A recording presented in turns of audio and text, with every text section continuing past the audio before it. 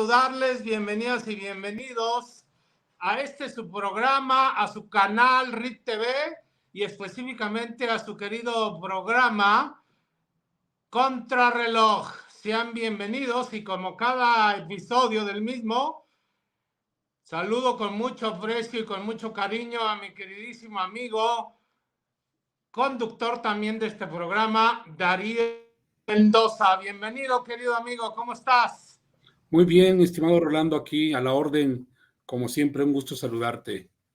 No, hombre, el gusto es mío. Oye, tenemos muchos temas, es un programa largo, tenemos una nueva sección, no se la pierdan, con Alice Galván, políticamente incorrecto. Una joya también, al igual que Rojo Carmín, con Mónica López. Sean bienvenidas y bienvenidos, amigos. Vamos a entrar de lleno y en materia, querido amigo, a lo que tiene que ver con el tema. Traemos muchos temas, pero vamos a entrarle de lleno a la ridiculez de Morena, en específico de Víctor Hugo Romo, de querer demoler la casa de Xóchitl Gálvez. Háganme ustedes el refregado favor de la Coordinadora Nacional del Frente Amplio por México, quien ya les está causando no miedo, sino terror, y obviamente por eso quieren atacarla por todos los frentes, por todos lados.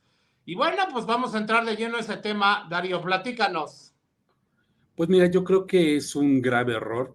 Es esto de pedir que se destruya la casa de Xóchitl Gálvez, es algo que nace pues de querer quedar bien con el presidente que se ha encargado de estar atacando todo el tiempo a Xóchitl.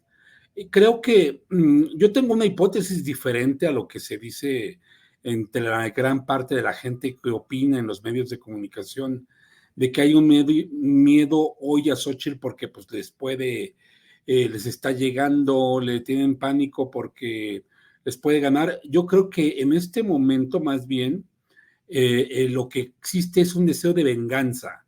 Mi hipótesis se sustenta en que Xóchitl, recordemos que Xóchitl, cuando apareció el caso de la Casa Gris, fue ella quien fue a Estados Unidos a denunciar el tema de los hijos del presidente, y eso, como diría el propio presidente, eso sí calienta.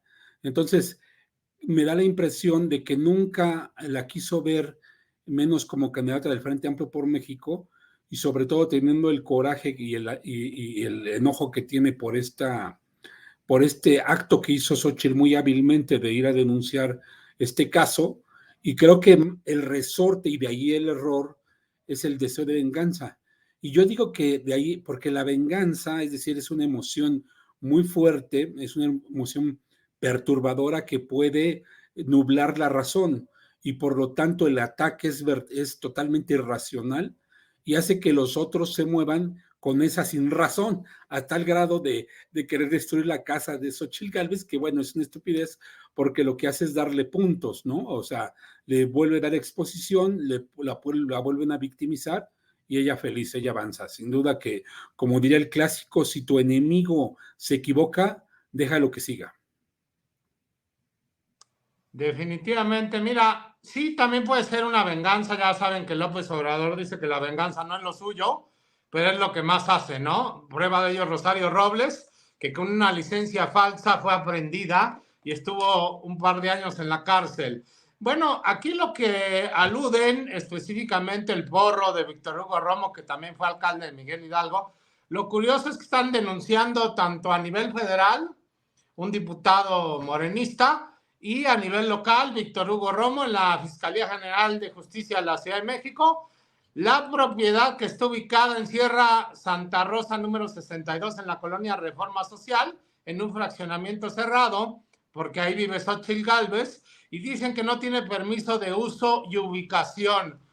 Es decir, sí tiene aviso de terminación de obra, pero no de habitarlo, es decir, de que ya iba a vivir ahí las personas. Y bueno, lo que dicen es que hay un conflicto de interés porque Xóchitl Gálvez supuesta y presuntamente realizó a este constructor una parte de obra que le dio, más bien que le dio facilidades para poder construir cuando era delegada en el 2017. Supuestamente la constructora contrató a la empresa de la senadora, es decir, a Hashtag Service, y por eso están diciendo que varios edificios a cambio de beneficios personales, que hay corrupción, tráfico de influencias y bla, bla, bla, bla. Yo lo que creo también, yo me sumo a tu postura de que es una venganza, pero también les tienen cierto miedo, ¿no? Porque al final lo que dice Mauricio Tabe, actual alcalde, al cual le mandamos un fuerte abrazo, amigo personal de toda la vida, es que dice perfectamente que se debe sancionar al responsable de obra, al DRO, y administrativamente nada más una multa a la empresa constructora, más no a Xochitl directamente. Y es lo que van a hacer, o sea, una multa menor. A mí me parece que es un asunto de una vacilada, o sea, quieren frenar a Xochitl como sea. Primero López Obrador habló directamente de los contratos, ¿se acuerdan de los contratos de su empresa, que es multimillonaria?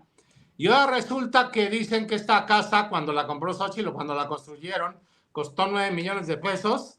Y lo que dice Xochitl, bueno, no dice el presidente que soy multimillonario, no dice que tengo mucha lana, pues sí me puedo comprar una casa de 9 millones de pesos. Mi fortuna es mucho mayor.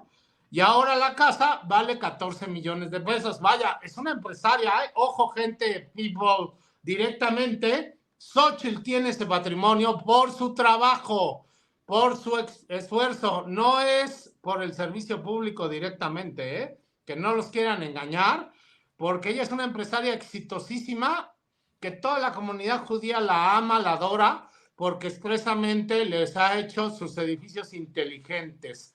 Ha tenido la oportunidad de realizarlos, de hacer una serie de acciones, modernizarlos, y ella es la mandamás a nivel nacional y la pionera de edificios inteligentes en el país. Así que no nos engañen, es un tema importante, pero la quieren frenar como sea, querido Darío. ¿Hay algo más que quieras ahondar en este tema? No, solamente cerrar con el tema de que el enojo produce ese tipo de reacciones.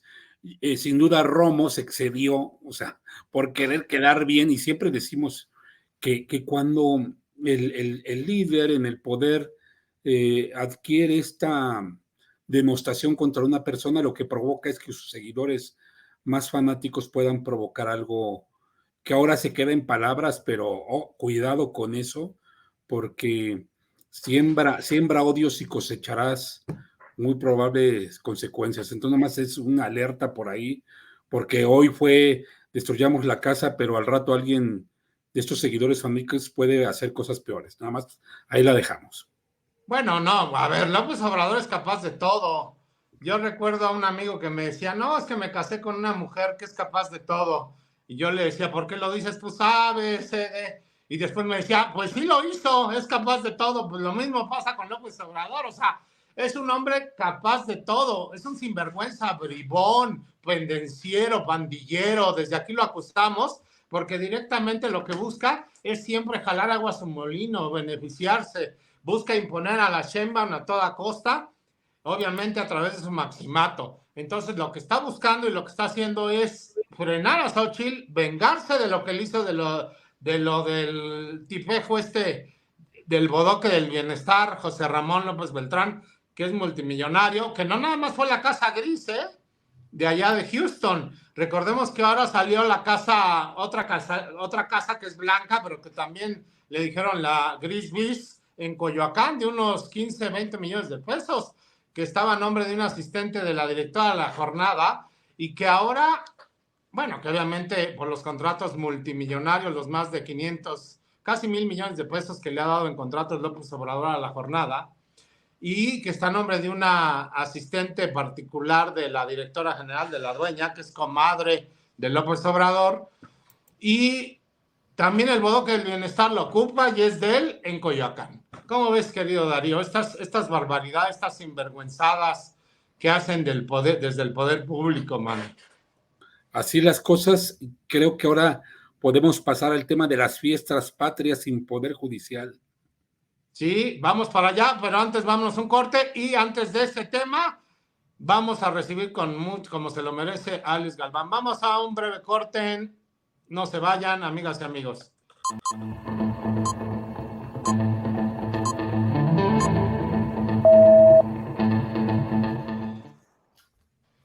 Pues ya regresamos. Le doy la más cordial bienvenida a mi queridísima amiga Alex Galván, una joven talentosísima que ha dado la pelea, el debate, las acciones en la lucha democrática de este país. La verdad es que me da muchísimo gusto recibirla porque es una mujer pues con mucho ahínco político, sabe de las dinámicas y la vamos a recibir con mucho cariño en su sección Políticamente Incorrecto.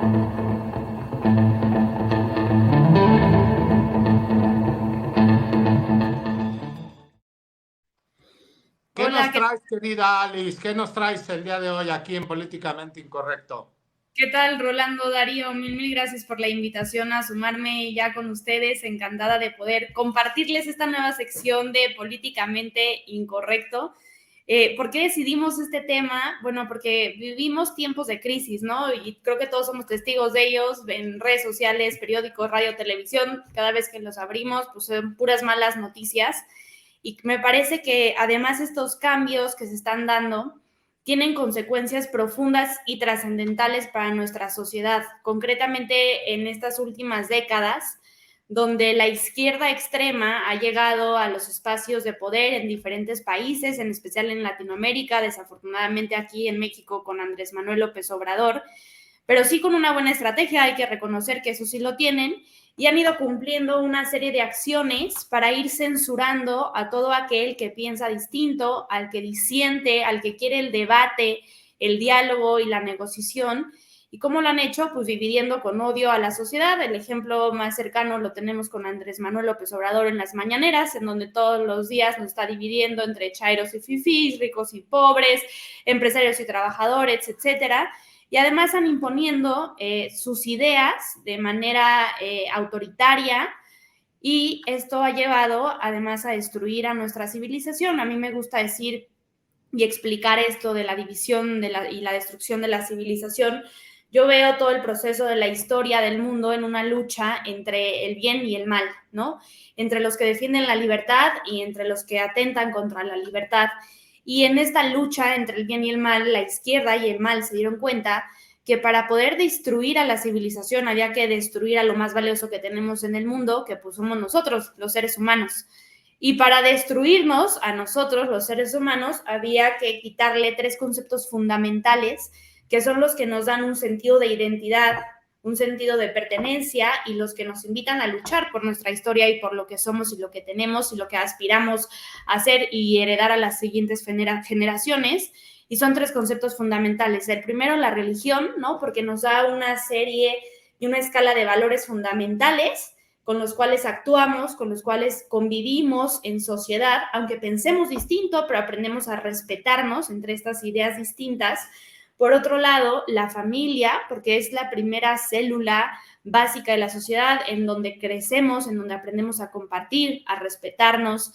Y finalmente la patria, ¿no? Que es ese legado histórico, ese lugar que nos vio nacer, al cual tenemos que estar agradecidos y por el cual vale la pena trabajar cada día para dejar un mejor país que el que nos tocó a nosotros recibir, ¿no? Entonces, ¿qué pasa? Pues están atentando contra estos 3 conceptos fundamentales que nos dan un sentido de identidad. Cuando tú le arrebatas al ser humano este sentido de identidad, pues dejas a títeres que se convierten personas manipulables de quien esté en el poder para cumplir sus objetivos y a su propio beneficio, pero arrebatándole lo más valioso que tenemos, que es la libertad, ¿no? Y entonces digo, bueno, pues a lo largo de la historia, el ser humano y el mundo, pues han sido sometidos al fenómeno del cambio. Es un proceso natural, todos los días vamos cambiando y van sucediendo cosas que nos hacen cambiar.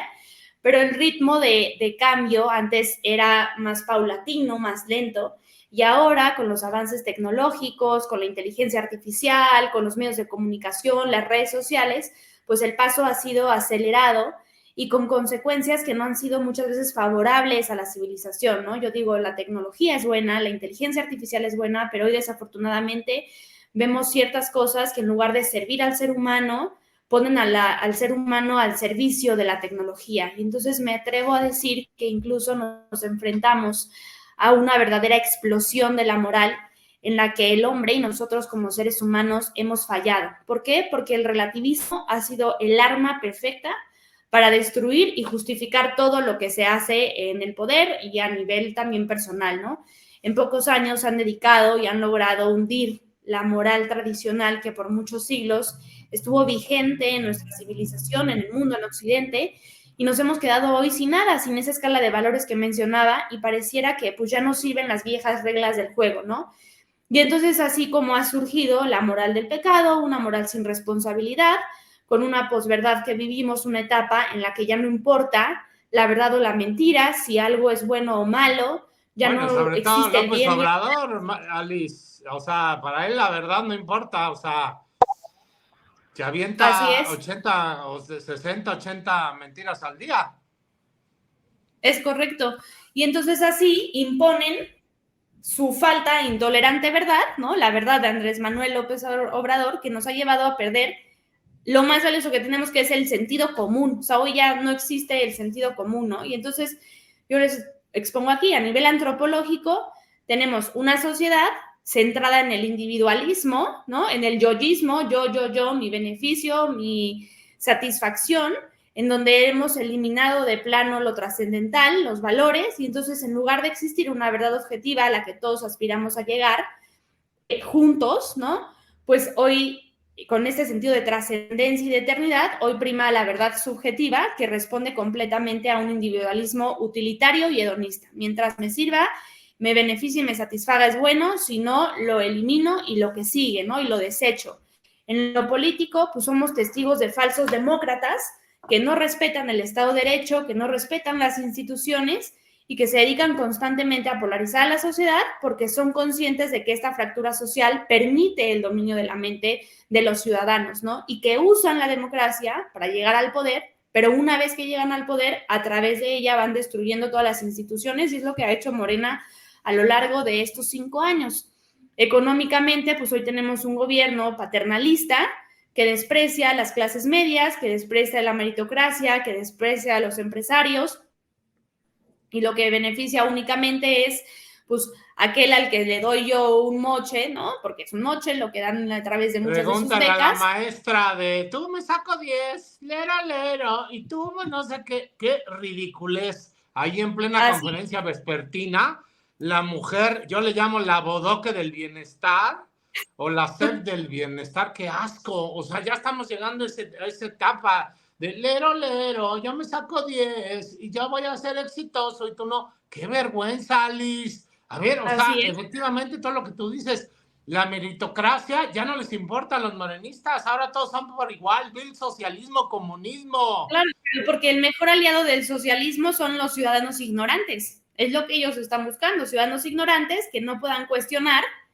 las acciones de este gobierno y que obedezcan a rajatabla lo que el señor dictador pide y se requiere en el momento para satisfacer sus necesidades y para permanecer en el poder. Eso es lo que están buscando, ¿no? Y luego, además, a nivel cultural tampoco ayudamos socialmente porque sí hemos despreciado el conocimiento y entonces existe hoy una incapacidad de raciocinio en donde la mayoría de las instituciones académicas pues han dejado de realmente educar y formar para generar pensamiento crítico, y hoy vemos una imposición, además desde el gobierno, que lo que es adoctrinar a las nuevas generaciones, que el adoctrinamiento es todo menos educación y formación, aprendes lo que yo digo, esto es la verdad, y sobre esto me obedeces, ¿no? Y entonces, además, todo esto, pues maniobrado, no solamente desde Palacio Nacional, sino también desde organismos internacionales e empresas internacionales que han estado financiando y han ido socavando la soberanía de las propias naciones, ¿no? Sobre sus propias instituciones, y han marcado una agenda abiertamente progresista que busca justo este control poblacional y el replanteamiento incluso de la propia naturaleza humana que se ve reflejada en la cultura de la muerte, en la revolución sexual, en el género. Y bueno, pues finalmente estos organismos internacionales y empresariales han venido engañando a la sociedad con un famoso lema de lo políticamente correcto, ¿no? Tienes que ser políticamente correcto, no te metas a debatir ese tema porque es políticamente incorrecta, y que debajo... El aborto, la ideología de género perversa, todos estos temas modernos que Morena los ha impulsado. A ver, así Morena es. Los ha impulsado desde todos los congresos. Así es, o sea, ha sido... Estamos ante una historia de que Bueno, la mujer, bueno, no sé si llamarle mujer, la trans esta que está en la Cámara, que es diputada o diputado, la verdad no sé cómo llamarle, yo no estoy familiarizado con eso, de esta mujer, bueno, se me fue el nombre, que además ha atacado a las diputadas panistas, a mi amiga Tere Castel del Estado de México, a la cual le mando un fuerte abrazo, o sea, casi los golpea, o sea, no componemos la fuerza física de un hombre que no es mujer biológicamente y que quiera atacar, ¿no? Es lo que está haciendo Morena hoy día, perdón.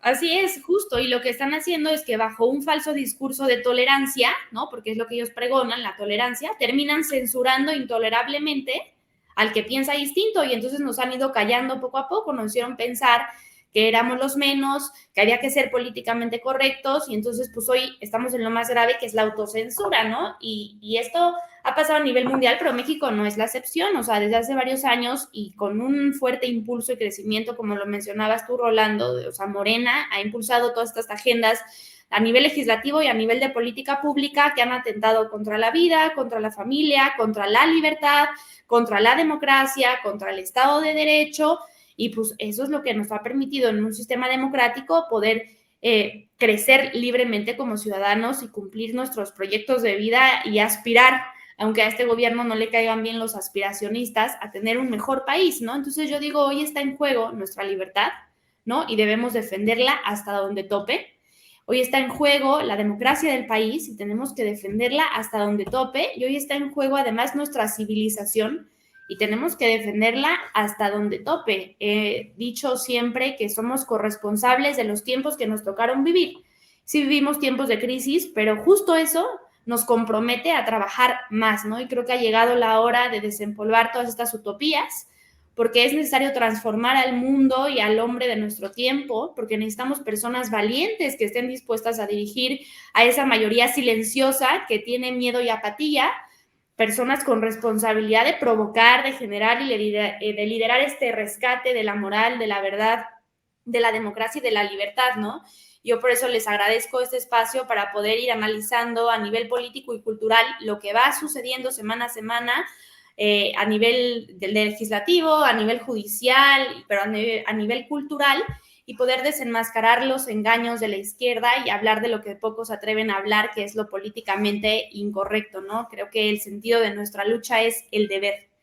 Y la lucha ideológicamente abierta es absolutamente necesaria y hoy más que nunca, ¿no? O sea, la batalla se tiene que dar para ganar, y para ganarla primero es necesario conocerla, y entonces es lo que estaremos haciendo a través de este espacio de políticamente incorrecto. O decimos que sí o decimos que no, pero no podemos quedarnos neutrales o pretender instalarnos en la ambigüedad que nada compromete y que nos termina siendo tibios y responsables de la mentira. Así que aquí estamos para defender la verdad, para hablar de lo políticamente incorrecto, y estoy segura que nos iremos divirtiendo semana a semana desmantelando todas las ocurrencias perversas de la izquierda y de este gobierno de Andrés Manuel López Obrador.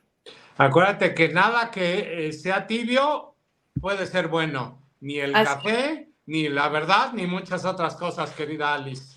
Pues ha sido un gusto tenerte aquí en tu espacio en Políticamente Incorrecto, aquí en tu programa Contrarreloj, en RIT TV. Gracias a Miguel Quintana, nuestro productor, que amablemente todas las semanas nos permite estar en los hogares de los mexicanos y platicando con todas y todos ustedes. Pues bienvenida, querida Alice, a tu programa. Danos tus redes sociales. Sé que tienes prisa, que tienes otras actividades. Pues adelante, vamos a darle. Muchas gracias. Danos tus redes sociales, Twitter, Instagram, Facebook, todo lo que tengas, TikTok, si es que tienes, para que te sigan. En Facebook e Instagram como Alice Galván y en Twitter como Alice-GL. Así que felices de que empecemos a seguir y empecemos a debatir ahí. Claro que sí, pues muchísimas gracias, mi querida Alice. Ha sido un gusto platicar contigo y nos vemos la siguiente semana. Si les parece, vamos a un corte y regresamos. Que tengan buena noche, Alice. Igualmente, buenas noches a todos.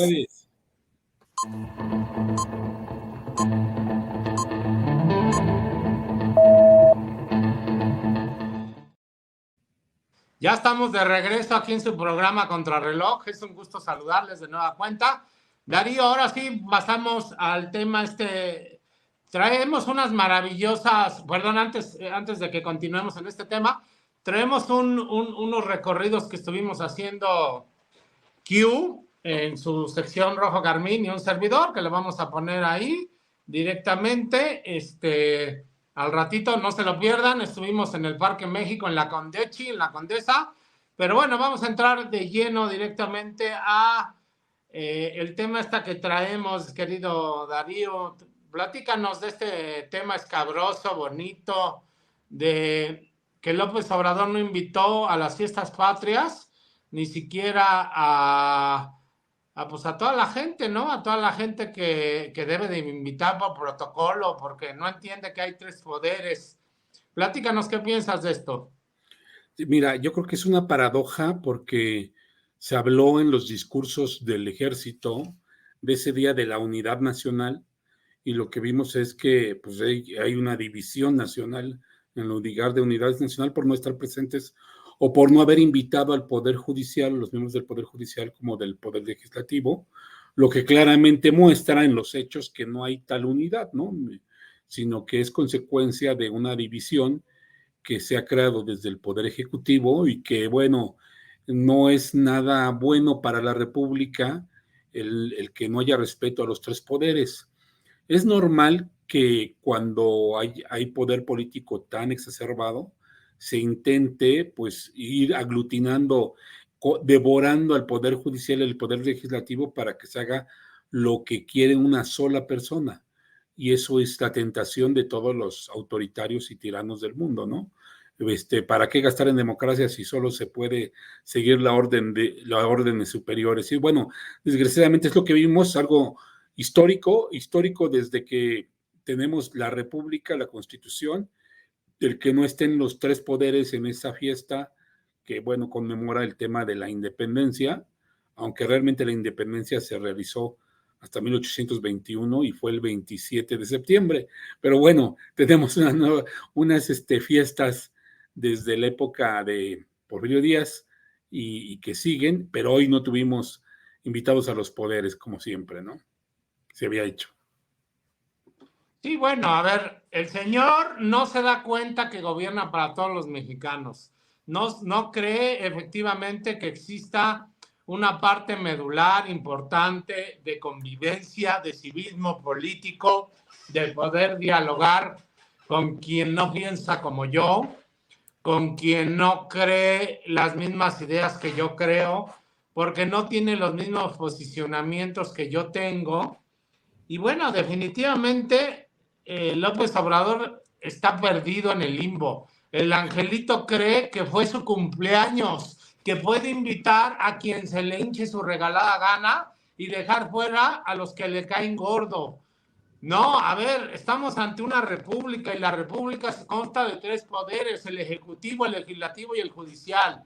Presidente, enmende esa plana porque no estás directamente, Andrés, yo lo tuteé porque me cae su política gubernamental muy mal. No estoy contra de Andrés, pero sí en contra de cómo gobierna.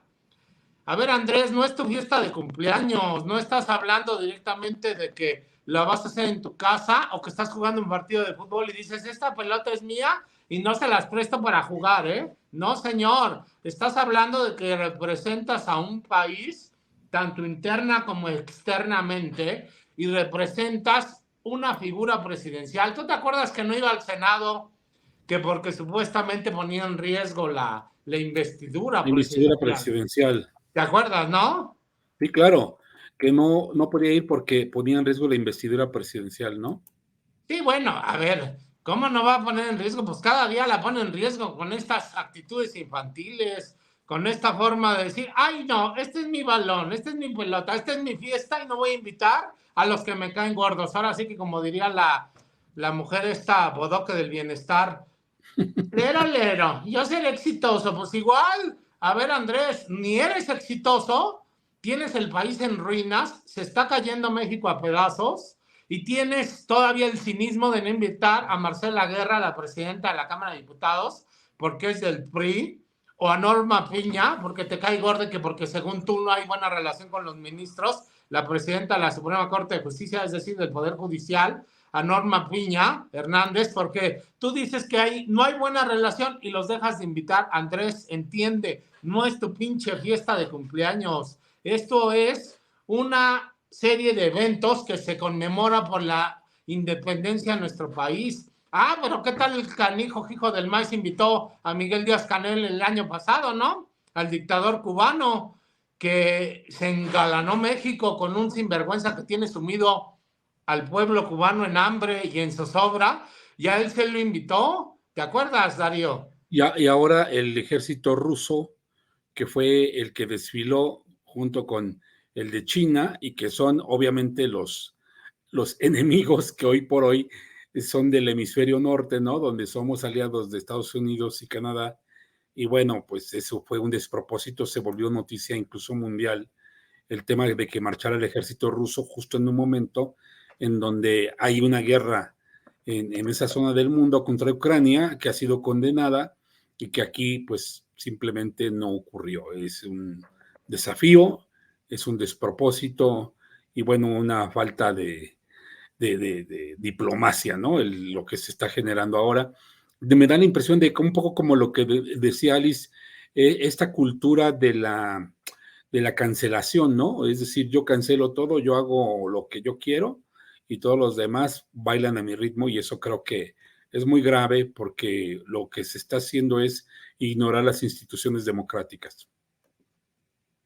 Bueno, a ver, ¿qué pensará Joe Biden? Bueno, que ya va a entrar casi a la carrera presidencial. Ya Pero está ¿qué en eso. pensarán los republicanos que han dicho que van a invadir México de ganar y van a mandar elementos de fuerzas especiales y a la DEA e invadir porque los catalogan a los narcotraficantes? Sí, aquellos que defienden López Obrador, aquellos que va a visitar a Badiraguato, no una, no dos, en la cuna del narcotráfico mexicano, a Badiraguato, Sinaloa, que no ha ido Darío, amigas y amigos, no una, no dos, no tres, ha ido 6 veces, ni a Badiraguato, Sinaloa, a la cuna del narcotráfico. Ningún presidente lo había hecho, ni Fox, ni Cedillo, ni el que me digan. ¿Qué piensas de esto, Darío? Pues mira, yo creo que seguimos con el tema de la agenda. No sé cómo ahora esta señal de que tuvo que enviar a Ovidio a Estados Unidos justo el día del 15 de septiembre.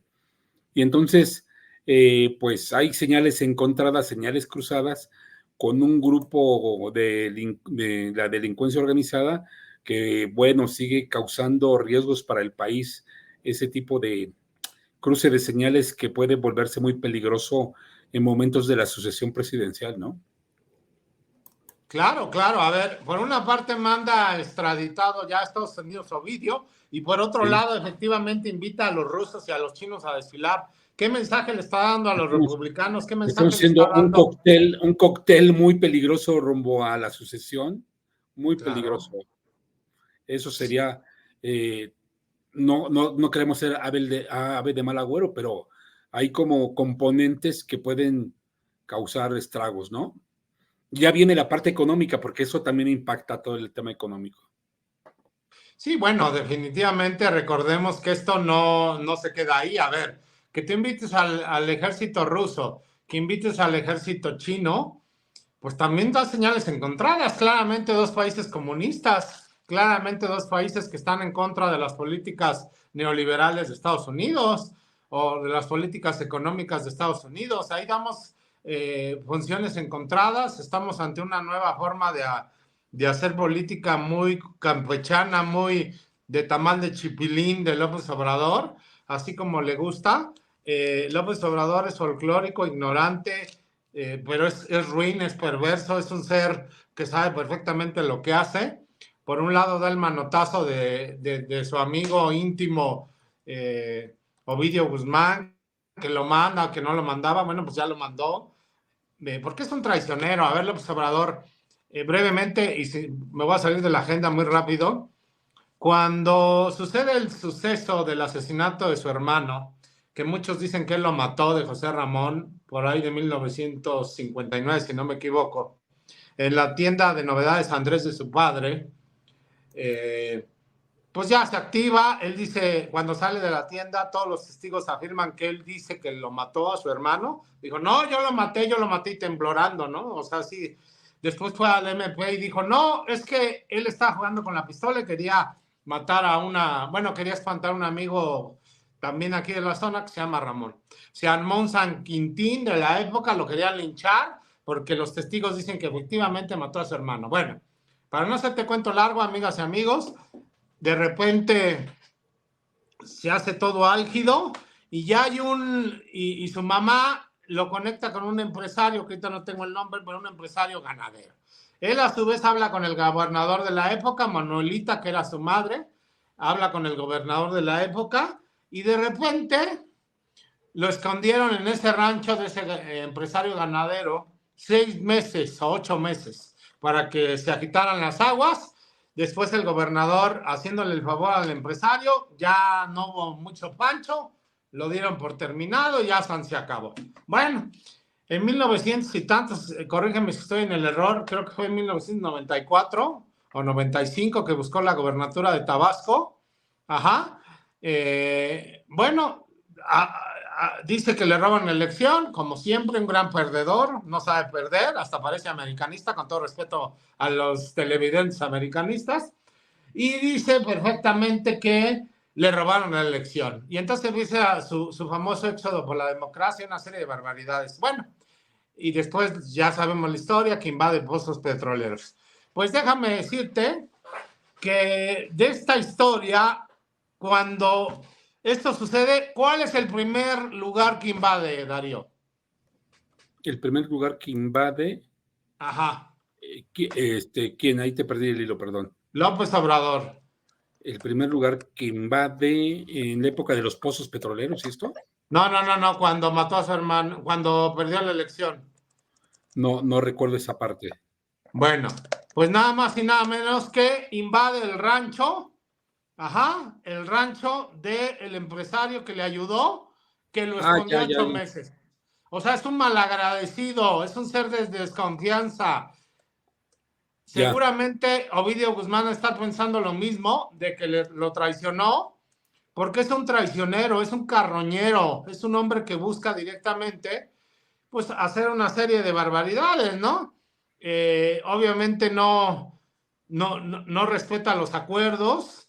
Acuérdate que, pues, Andrés, como le decían, el pequeño americano, fíjate, lo asesinó con la pistola Super Colt calibre 32. Ajá. ¿Y quién fue el empresario? Bueno, pues no tenemos el dato, pero por aquí lo tenía yo. Si no vean en mi TikTok, ahí hablo toda la historia.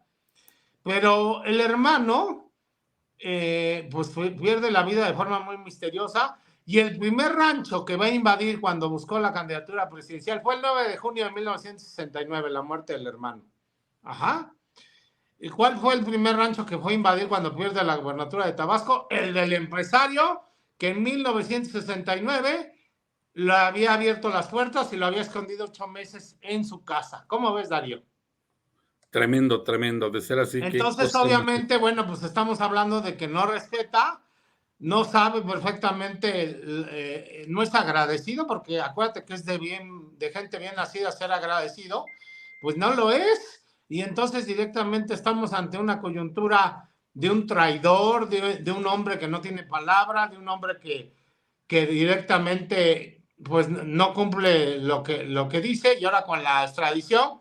Y bueno, invitar a Díaz-Canel el año pasado, pero desdeñar a Marcela Guerra y a Norma Piña nos da cuenta del ser tan maquiavélico, con todo respeto para Maquiavelo, perdón, porque era un asesor extraordinario de los Borgia. Y ahora, ¿qué está pasando, Darío? Pues directamente que este sinvergüenza falta la palabra y cree que es su fiesta de cumpleaños y le vale la investidura presidencial. ¿Y qué hace? Invita nada más y nada menos que a sus amigos, a sus cuates. Más allá de las burlas a la doctora esta, su esposa, no esposa, primera dama, Beatriz Gutiérrez Müller, que pues la tildaron de mesera de Sambors, lo cual no compartimos esa visión en este programa porque somos respetuosos. Pero vaya, más allá de las burlas y los memes que le hicieron a la esposa, no debió de haber dejado de invitar a estas personalidades, querido Darío.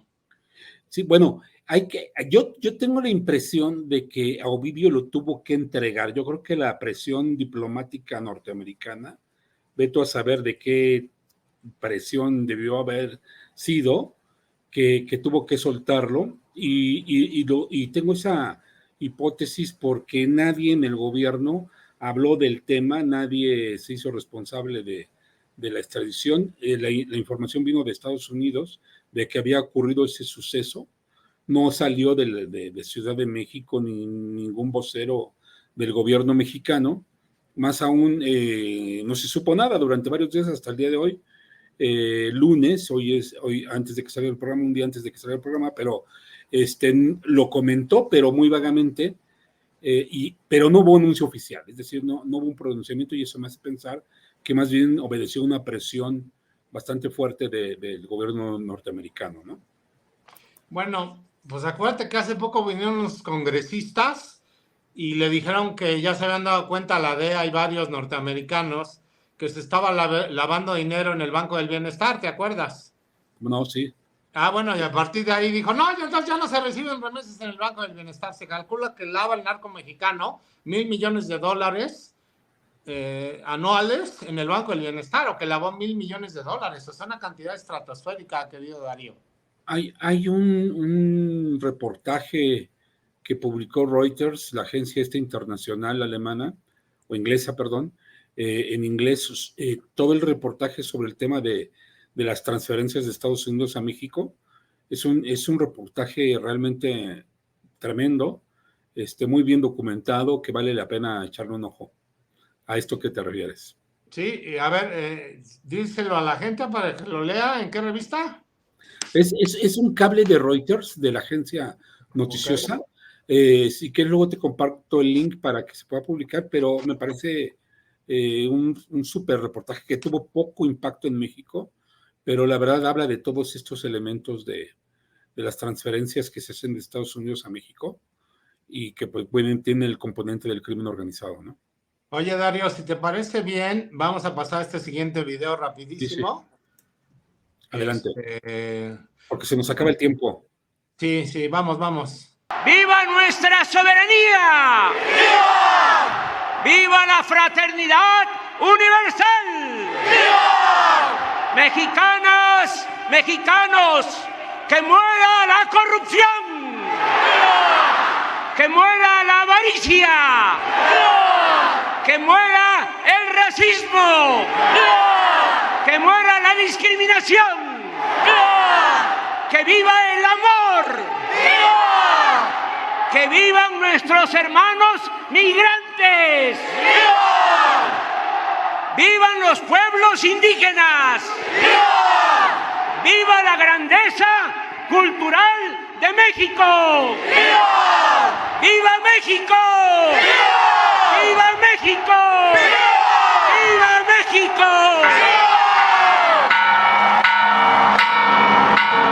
Me llama muchísimo la atención varios factores. El primero de ellos, muera la corrupción, pues que empiece con su familia, ¿no? Con sus hermanos Pío y Martín López Obrador, que se les vio con los sobres amarillos, o que empiece con su hijo José Ramón. Cada vez, como lo dice Loret, cada vez que Andrés Manuel dice que muera la corrupción y que ya no hay corrupción en su gobierno, siempre lo desmiente José Ramón López Beltrán, su hijo mayor, con la Casa Blanca, con la Casa de Coyoacán, con los viajecitos, con la última que tuvimos, pues ya sabes, ¿no? De la fiestecita de su hijastra, justamente en Culiacán, Sinaloa, que se gastaron 10 millones de pesos, etcétera, etcétera. Y otro factor que me llama la atención es su masonería. A ver, cada quien puede profesar la religión, las costumbres, las formas, o pues lo que quieran, ¿no? Cada quien puede creer en lo que se le viene en gana, ¿no? Pero siempre hablar de la masonería en el grito de independencia no lo ha dejado de hacer. A ver, desde que tomó posesión en el primer grito en el año 2019, pues no ha dejado de mencionar el famoso grito masónico por excelencia: ¡Viva la fraternidad universal! Haciendo un guiño o haciendo de manifiesto su masonería, porque López Obrador es masón, y por eso con las estampitas, cuando decía detente corazón, Sagrado Corazón. Se burla y se mofa de los católicos, hombre. Me parece que es exagerado, y luego cuando abraza así, Darío, con el brazo masónico por excelencia. Yo respeto, porque tengo amistades que son masones, los respeto mucho, y además inteligentísimos y brillantísimos, pero vaya, qué necesidad de imponer una creencia, una especie de ideología, una especie de religión. ¿Qué piensas al respecto? Bueno, a mí me llamó la atención el grito, el tema de que dijo mueras, ¿no? En lugar de vivas en un rato, que la gente llegó a confundirse y decía él muera y la gente decía viva, porque no había. Sí, decía como viva, que viva. les agarró fuera de sintonía el tema de mueras, y arrancó el viva. Respecto a la fraternidad universal, bueno, pues como tú sabes, no puede haber fraternidad cuando en todos los días se provoca división, o sea, se me hace como de nuevo un lenguaje contradictorio, fuera de sin razón, si tiene una simpatía por las logias y la fraternidad universal, pues qué bueno, pero el tema es que ese grito no corresponde ni siquiera al tema de estar dividiendo a los mexicanos entre neoliberales y conservadores, entre fifís y el pueblo bueno y sabio. No puedes estar dividiendo y al mismo tiempo gritar la fraternidad, ¿no? No, bueno, y además dejas a un lado tu masonería. A ver, yo soy católico, apostólico y romano. Y Somos sí, católicos tengo mi apostólicos opinión de los remonos. masones y considero una serie de cuestiones ahí que se hacen. Sin embargo, yo no te voy a venir aquí a decir, oye, viva esto, viva el otro, ¿no? De hecho, el primer grito de la independencia fue viva la Virgen de Guadalupe, por cierto. Exactamente. Por cierto. Entonces, y no por eso se vuelve a hacer eso. Sí, porque se supone, uy, más estos izquierdosos grillos, ¿no? Que imagínate que Fox o Calderón hubiesen salido, viva la Virgen. Bueno, cuando salió con el estandarte Fox, no sé, ya se lo acababan, el Estado laico y una serie de mamarrachadas. Y ahora resulta que estos sí pueden venir a decirnos viva la fraternidad universal, que es el grito masónico por excelencia. En fin, así el grito de López Obrador. Dejó de invitar, creía que era su fiesta de cumpleaños, al desfile y al grito. Ah, pero a los dictadores él los invita. Este es el país que, como diría mi querida Cristina Pacheco, aquí nos tocó vivir con este loco maniático de López Obrador. Querido Darío, vamos a un corte y regresamos para entrar de lleno a todo lo que trae en rojo carmín la Q, que es un chorro de cosas, trae un chorro de información. Vamos a un corte y volvemos.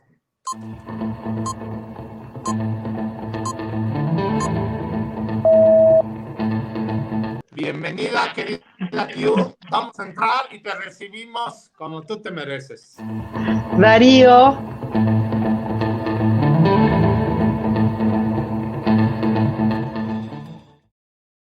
Ahora sí, nada más me quedé ahora sí como el grito de López Obrador. Darío. Buenas noches, Darío, ¿cómo estás? Viva Mónica, viva Darío. Viva a todos los tres, los cuatro. Buenas noches, bueno, sí, ¿cómo te va, Rolando? ¿Cómo te va? Muy bien, querida Q. Oye, traemos mucha información. Vamos, mira, nos preparó una sección bellísima que ya salimos a la calle. Espero que ahora sí se nos haga, ya sea los 3 o los 4, que salgamos a la calle a grabar, allá a platicar con la gente. Pero vamos a arrancarnos con la sección que nos preparó mi querida Q. Chicos, pues bien o se haya viciado? Te escuchó perfecto. Ok. Hola amigas y amigos, pues, bienvenidas y bienvenidos a su canal RIT TV, a su programa Contrarreloj. Estamos nada más y nada menos, mi amiga Q y un servidor. Sean ustedes claramente recibidos en esta nueva transmisión. Ya salimos a la calle. Estamos en una de las colonias más emblemáticas de la Ciudad de México, la colonia Condesa, en el parque más tradicional, que no tiene el nombre específicamente de México, porque todos lo conocemos como el Parque México, y tiene otro nombre que ahorita Q nos va a platicar la historia. Bienvenida, Q, platícanos de qué se trata este parque. Muchas gracias, Rolando. Pues nos encontramos en el Parque General San Martín. Es el nombre oficial de este parque, aunque todos lo conocemos San Martín. Ajá. Efectivamente, todos lo conocemos como el Parque México. Es correcto. Este parque data de los años 1920 aproximadamente, en donde esta propiedad, de la cual era dueña la condesa de Miravalle, tenía un hipódromo. es justo por eso que teníamos alrededor, lo que son las esquinas del parque, son curveados o curveadas. Circulares. Entonces, había carreras aquí. Había carreras. Aquí ella hacía sus carreras. Ajá. Hasta que en algún momento tuvo que vender la hacienda. Entonces, fue cuando se empezó a pensar en el diseño de este parque.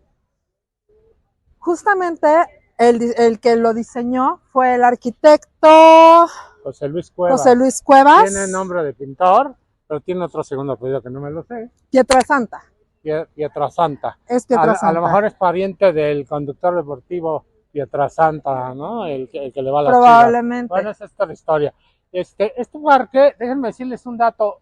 La condesa de Miravalle tenía todo claramente, es decir, era dueña de un terrenazo enorme. Todo lo que era la Roma y todo lo que era la condesa. Justamente el nombre de condesa en esta colonia se basa o adquiere su nombre por la condesa de Miravalle. Hipódromo Condesa. Hipódromo Condesa por el hipódromo. Ajá. Ahora, un dato curioso, Monito, no sé si sabías, la condesa era muy mística, era un personaje que nadie podía ver su rostro. De hecho, no existe al día de hoy un solo retrato de la condesa de Miravalle que se haya pintado. No se dejaba pintar, no se dejaba pues hacer absolutamente nada, ni retratar, y existe un misticismo muy grande con la condesa de Miravalle, directamente. Síguenos platicando la historia, Moni. Ok, perfecto. En el momento en el que se empezó a urbanizar, porque todo eso era un espacio gigantesco, sin casa, sin absolutamente nada, y se empezaron a hacer las residencias de clase media. Ajá. Era lo que se manejaba. Clase media alta, creo. Clase media alta. Ajá. Entonces, en el momento en el que se dieron cuenta que en la pista no se podía urbanizar, empezó este proyecto que, al ser tan grande el predio o el parque, da la oportunidad de dividirse en diferentes secciones. Ajá. Para distinto tipo de actividades. Y no tenían los permisos en la época para construir aquí donde está el parque, por eso hicieron el parque, entiendo. Exactamente. Ajá. Legalmente, por cuestiones de ecología, que en ese entonces era lo que te detenía. Ajá. Que vamos a situarnos un poquito en esa época. En esa época no habían tantos árboles como existen el día de hoy. Ajá. Se han sembrado conforme ha pasado el tiempo, y ahorita vemos un Parque México completamente distinto a lo que era en ese momento. Hubo un, déjame nada más, fue diseñado por el arquitecto Leonardo Noriega. Ajá. Y el ingeniero Javier Estaboli. ¿El parque? El parque. ¿No lo construyó José Luis Cuevas? Él lo construyó, pero el parque fue diseñado por estas dos personas. Ajá. Entonces, robaron muchas ideas. Ajá. De lo que eran las estructuras de los parques europeos. Sí, bueno, en ese entonces el porfiriato era lo que mandaba. Bueno, ya en los 20 ya no estaba Porfirio Díaz, prácticamente estaban los generales. Había pasado ya la Revolución Mexicana. Entonces, es por eso que encontramos... A punto de... Exactamente. Ajá. Es por eso que podemos encontrar lo que son las fuentes, los paseos, que es lo típico en lo que son los parques europeos, y eso lo trajeron aquí como diseño al Parque México. Sí, traían la herencia porfirista. Tiene un diseño Art Deco, justamente. Art Deco, exactamente. Sí, estuvo muy interesante toda esta parte, ¿no? Bueno, pues creo que esta es una historia fascinante de este parque. Amigas y amigos, no se vayan, vamos a una pausa y regresamos.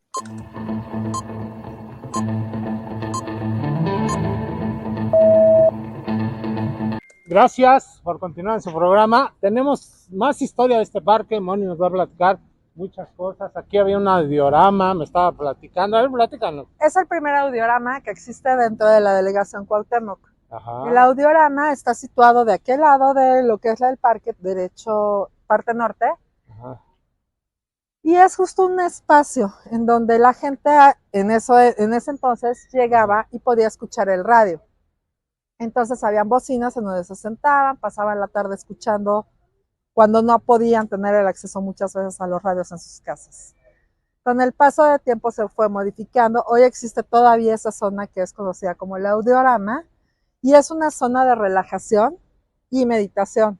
Okay. También la gente se les invita a que vengan al parque a leer. Hay libros. Hay libros que de hecho la comunidad de esta zona llegó a juntar como para que tú puedas llegar aquí al parque y si tú no traes tu libro, tienes acceso a cualquiera de ellos para que te sientas y vivas la experiencia del lugar. Oye, hay un piloto que aterrizó. ¿Quién es ese piloto? Charles Lindbergh. ¿Y por qué aterrizó? Ok, Charles Lindbergh. ¿Aquí aterrizó en el parque? Aquí aterrizó en el parque. De ¿En qué hecho, año? ¿Cómo fue? Exactamente el dato del año en el que aterrizó no lo sé, pero es una nota importante del parque, en donde aterrizó el aviador Charles Lindbergh, que era conocido a nivel mundial porque de hecho hizo quemar varios aviones, era como el que estaba experimentando en ese entonces la aviación, y pudo hacer un aterrizaje aquí. De ahí es en donde tenemos la entrada justamente de una mujer que está cargando 2 cántaros. Esa es la entrada aquí en el parque. Ahí justamente fue en donde Charles Lindbergh hizo su aterrizaje. Perfecto. No, fascinante la historia aquí del Parque México. Amigas y amigos, vamos un corte, entramos de lleno a los temas nacionales, a los temas políticos, los que nos interesan. No se pierdan las secciones Rojo Carmín y no se pierdan Rolándola en el balcón. Entramos con nuestro compañero Darío Mendoza. Gracias por seguir y continuar en su programa. Pues ahí está, Darío. Q, platícanos. A ver, estuvo genial esta historia que nos estás platicando. Pero ¿qué otro tema nos traes de la polaca mexicana? Bueno, estábamos justamente platicando ese día, con las entrevistas, acerca de lo desinformados que estamos los mexicanos. De verdad, como ciudadanos, no tenemos ni siquiera la menor idea, muchas personas, y lo notamos justamente en las entrevistas, en donde nos dimos cuenta que la gente tiene una información completamente errónea de lo que está pasando en el país, ¿no?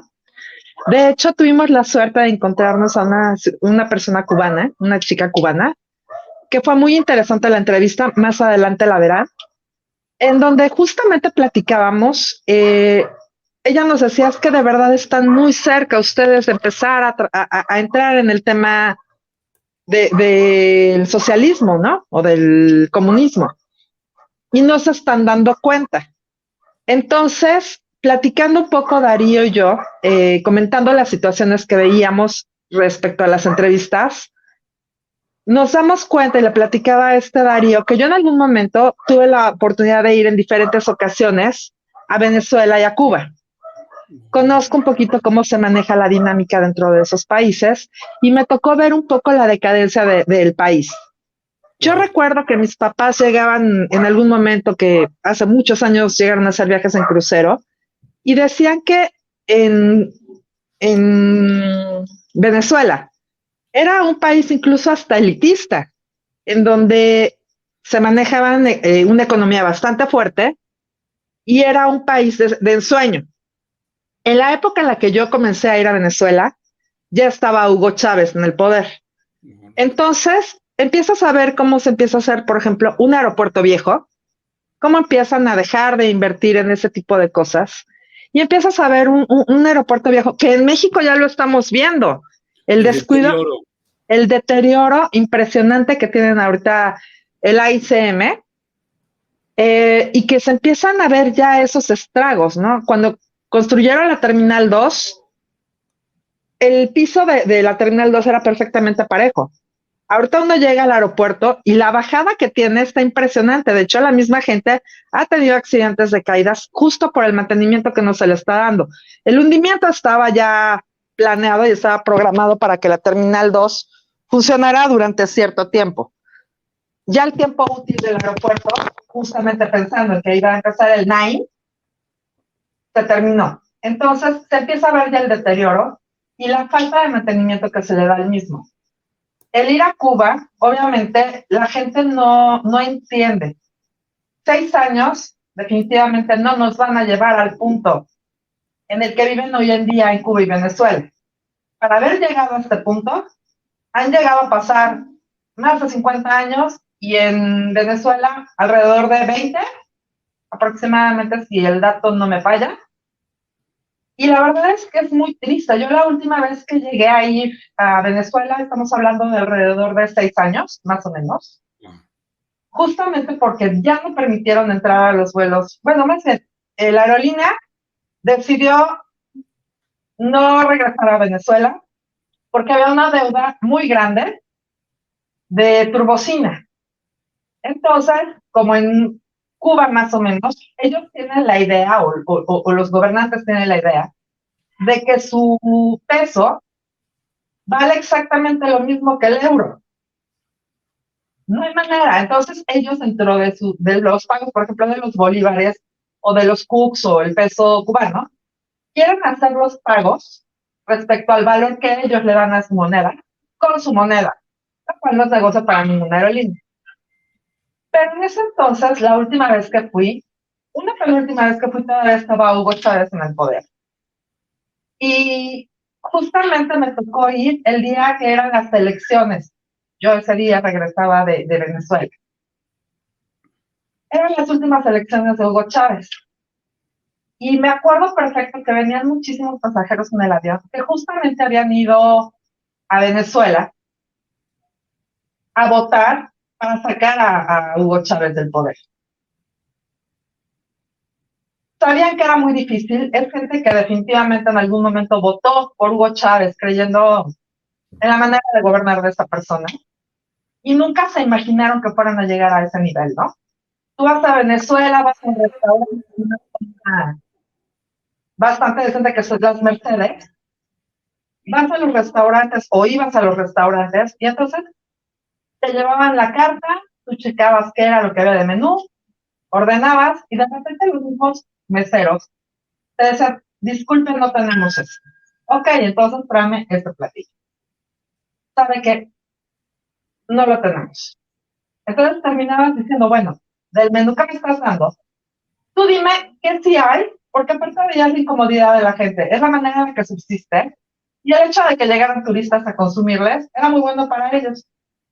El tema es que no hay en el restaurante y no hay en todo lo que es el país, ¿no? Es parte de la crisis alimentaria que enfrentó Venezuela en su momento. Claro. Es decir, un déficit alimentario bastante marcado. ¿Te acuerdas, Darío? Sí, cómo no. Qué terrible, pues. Bueno, continúa, Moni, perdón. Había personas y hay personas que todavía pueden mantenerse viviendo en Venezuela. Les sale carísimo. Pero los familiares, por ejemplo, de un enfermo con cáncer, tienen que llevar los medicamentos porque aunque tengas el nivel adquisitivo para poder comprarlo, no lo encuentras en todo el país. Cosa que también ya está pasando aquí en México, en casos de gente, por ejemplo, particularmente hablando de personas con cáncer, en donde los medicamentos los tendrían que traer de otro país, haciendo impagable lo que es el tratamiento.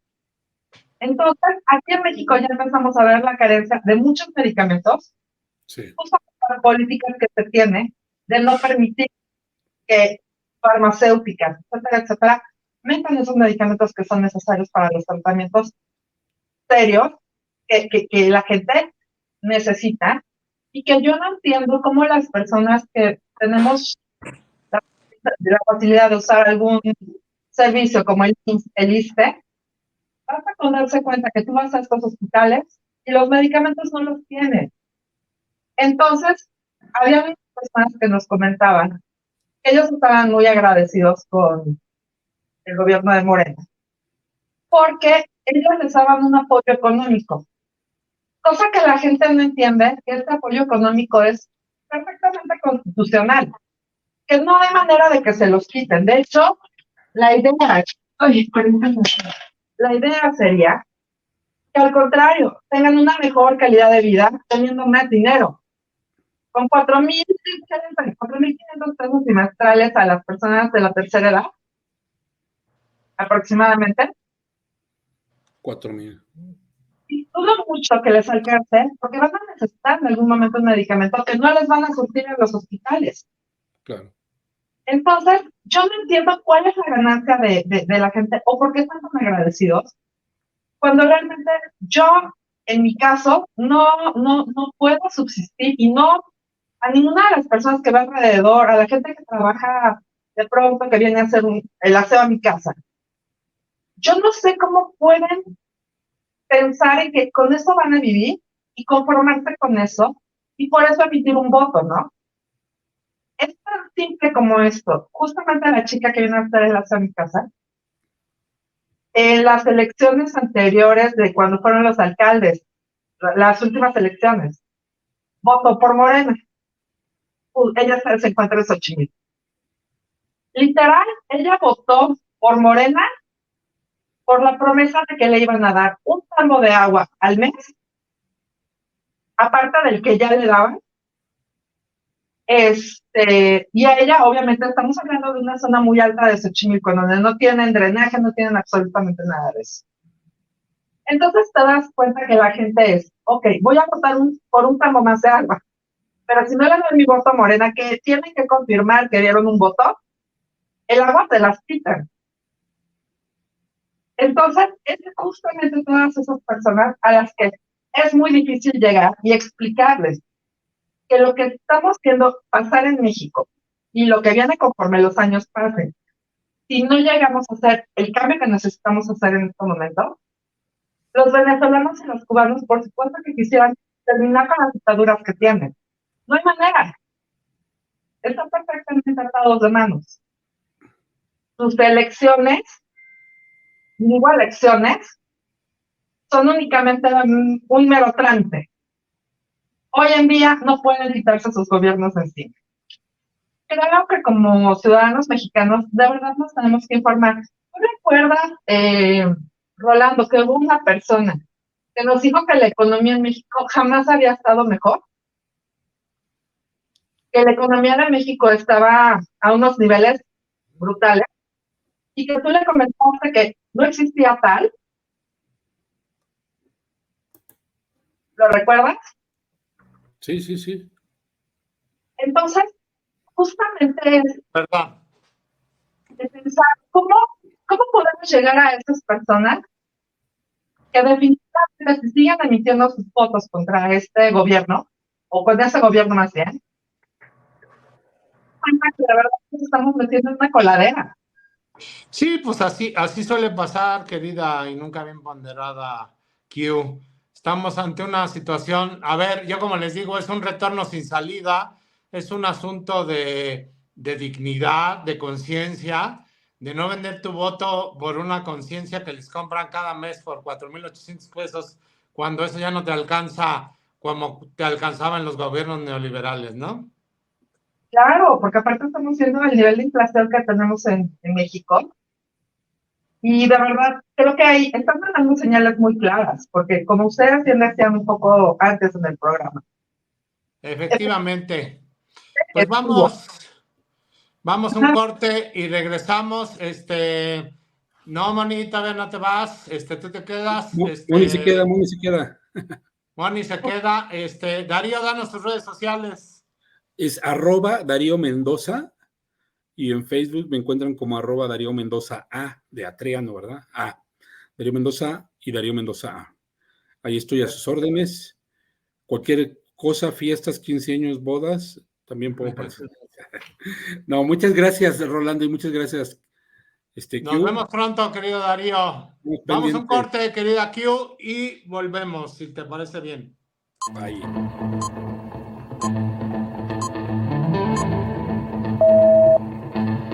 Estamos de vuelta, querida Q. Si te parece, pasamos al siguiente tema, que está muy interesante, muy complejo, muy bueno, que es la parte del presupuesto 2024, déficit fiscal y el aumento de deuda. A ver, querida Q, está muy preocupante el asunto. Ahorita tú decías, bueno, le están aventando toda la carne al asador a los programas sociales, están haciendo todo. Inclusive viene un incremento escandaloso a los programas sociales, pero a ver, ¿a costo de qué? De un déficit que no teníamos, un déficit histórico, un déficit que no teníamos desde 1988, que es el más alto desde aquella época, que equivale al 4.9% del Producto Interno Bruto, es decir, 4.9% del total del Producto Interno Bruto. ¿Qué es el déficit? Para que lo entendamos. El déficit fiscal o déficit presupuestario o déficit hacendario es cuando el gobierno gasta más de lo que ingresa en sus arcas. Es decir, que esto va a representar una deuda histórica. Mira, López Obrador tomó el país con 10.1 billones de pesos de deuda. Hoy vamos a terminar este sexenio, dicen los que saben, más o menos en 18.1 billones de deuda, si no es que más. Fíjate bien, la CONCAMIN dijo que el nivel de deuda que se propone representa el 48.8% del Producto Interno Bruto, es decir, en este presupuesto de egresos del 2024, el déficit fiscal equivale a casi 5% del PIB, pero ahora estamos que casi el 50% del Producto Interno Bruto va a representar esta deuda nueva. ¿Cuánto es el monto, querida Q? 1.9 billones, 1.9 billones de pesos. Deuda histórica que representa ya casi el 50%. Estamos hablando de que llama la atención que es un gasto creciente en pensiones, un gasto demasiado alto, y esto sacrifica la posibilidad de mayor gasto de inversión, sobre todo en obra pública, que no ha hecho nada que mejore la competitividad. Pero lo más grave, le recortaron un porcentaje muy alto, creo que si no me equivoco, mi memoria no me falla, del 55% en salud. O sea, le quitan a salud para dárselo al programa electoral de López Obrador, porque va a regalar a diestra y siniestra más gente, va a tener más posibilidades de allegarse de votos, porque el próximo año son elecciones. Y entonces estamos ante una situación de preocupación que Banamex, Citibanamex o Citigroup, BBVA México, dijeron que el paquete económico fue construido con supuestos datos macroeconómicos realistas. Pero aquí dicen que resulta preocupante el déficit público estimado por Hacienda y que sea el más alto desde el 88, ¿no? Porque estamos hablando de que hay que darle a Pemex porque ya está en quiebra. A ver, no éramos Finlandia, no éramos Dinamarca, no éramos, si tú quieres, Alemania, pero teníamos países en marcha. Había estancias infantiles, teníamos refugios para madres violentadas, había tratamientos y medicinas para el cáncer, que hoy ni siquiera no nada más para el cáncer, para todo, tú lo dijiste hace rato, o sea, no hay medicinas de nada, no tenemos medicinas de absolutamente nada. Entonces, está calando directamente esto porque busca, ¿qué va a pasar? Que va a haber más informalidad en la cuestión financiera y tenemos una expectativa de recaudación tributaria pues del 14.4% del PIB, que no creo que se cumpla, y directamente estamos viendo que se ha ido construyendo un presupuesto electorero, un presupuesto que busca ensanchar o generar votos a favor de López Obrador. Vale madre el endeudamiento, vale Wilson el déficit fiscal. Aquí mis chicharrones truenan. Aquí estoy para que directamente tengamos un paquete económico que represente lo que yo quiero, mis caprichos. Ahora, López Obrador se atrevió a decir que no había endeudamiento para el presupuesto del 2024 y la oposición dijo que es irresponsable. A ver, fíjate, se prevé un aumento real según lo que presentó al Congreso de Hacienda. Se prevé un aumento real anual del 7.1% del gasto neto total hasta 9.2 billones de pesos. Es decir, se va a incrementar casi 10% el gasto total del gobierno, casi 9.02 billones de pesos. Es histórico, pero lo malo y lo que no dice el farsante de Palacio Nacional es que estamos empeñando hasta el refrigerador y la lavadora. Es como la doñita que sale a comprar y tiene nada más 10 pesos y dice, oiga, ¿me fía? Al de la tienda, pues órale, doñita, doña Juanita. Y doña Juanita va con el de la lechería y le dice, oiga, ¿me fía? Sí, llévesela. Y entonces se va endeudando con el del mercado, con el de la carne. ¿Y qué va a pasar? Pues que va a llegar un momento que no puede pagar. Eso va a pasar con el déficit fiscal. No va a poder pagar. ¿Tú qué piensas, Q, de todo esto? Mira, la verdad es que te das cuenta que al final del día toda la información que manda de un país increíble con sus obras, con todo lo que está haciendo, a ver, a la gente la tiene sin trabajo. Vamos a platicar de los arquitectos.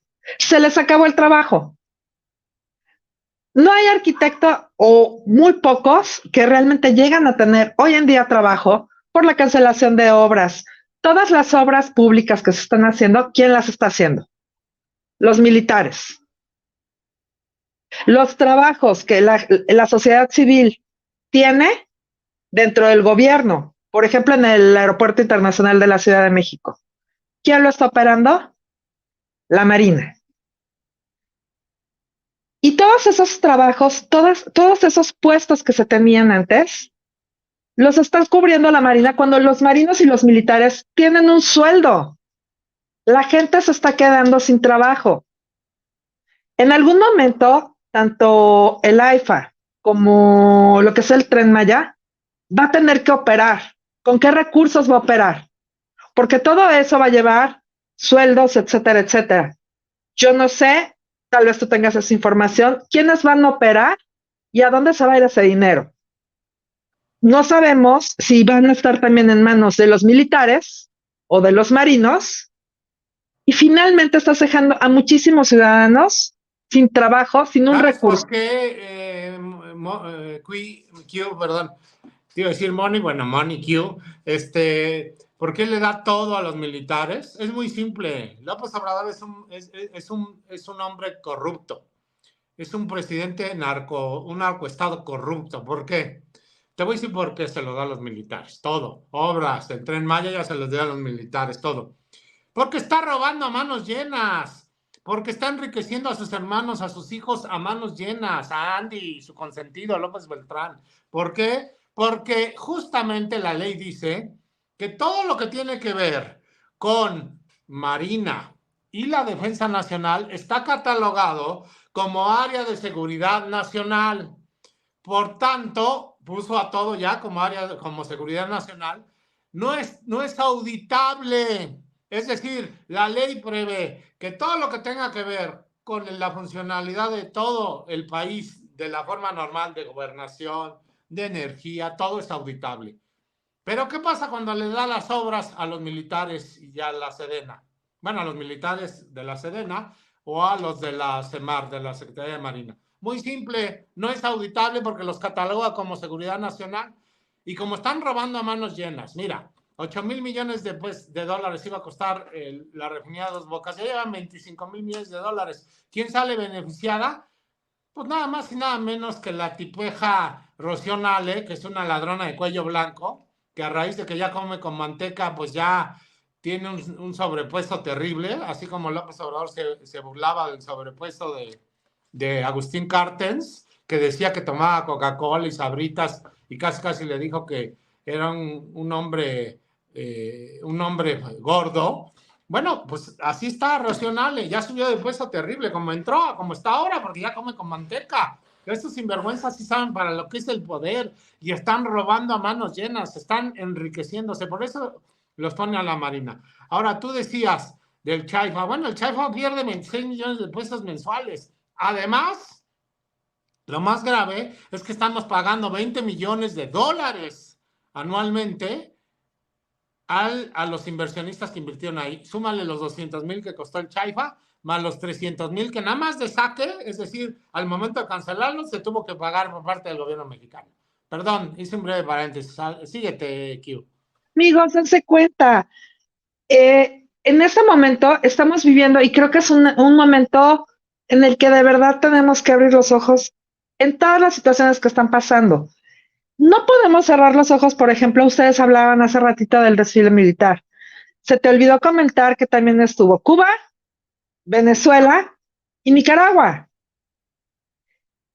Si vemos la historia de esos países, ¿a quién estás usando como aliados? Y perdón. Todos los comunistas, todos los populistas comunistas. Y no es lo mismo vivir un comunismo o un socialismo teniendo los bolsos, teniendo el poder y los bolsillos llenos de dinero. Porque los militares y los políticos en estos países viven de una manera muy distinta que el resto, que toda la gente que vive en esos países. Había que preguntarles a las personas, como nos comentó la chica a la que entrevistamos, ¿cómo trabajas? ¿Cuánto te pagan? ¿Y qué también puedes vivir con los ingresos que tienes? Justo por eso buscan salirse de los países. México está lleno de venezolanos y cubanos aterrorizados de ver que vamos a lo mismo y a dónde se van a mover. Porque en algún punto ya no va a ser opción México.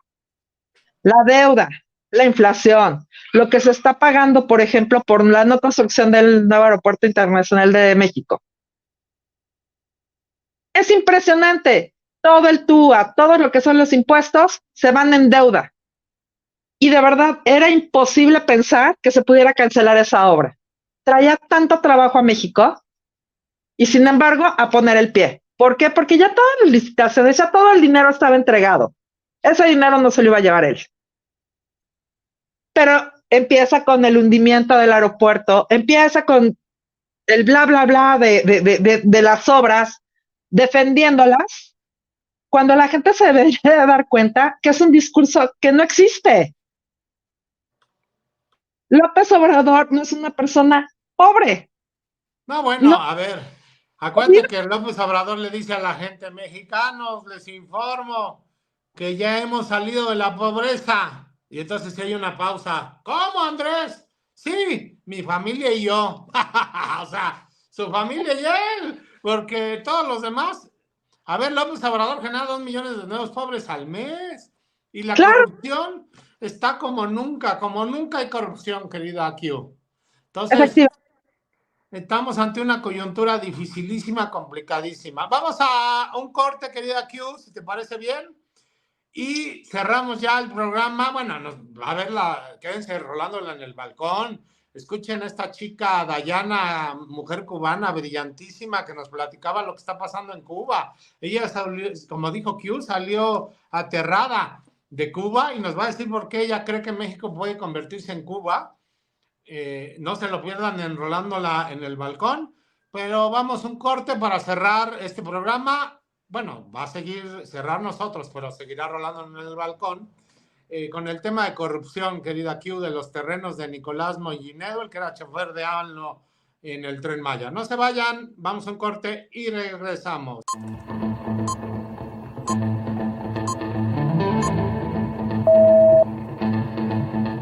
Pues ya estamos de vuelta, querida Q, de nueva cuenta en su programa Contrarreloj. ¿Qué tal los terrenazos de Nicolás Mollinedo?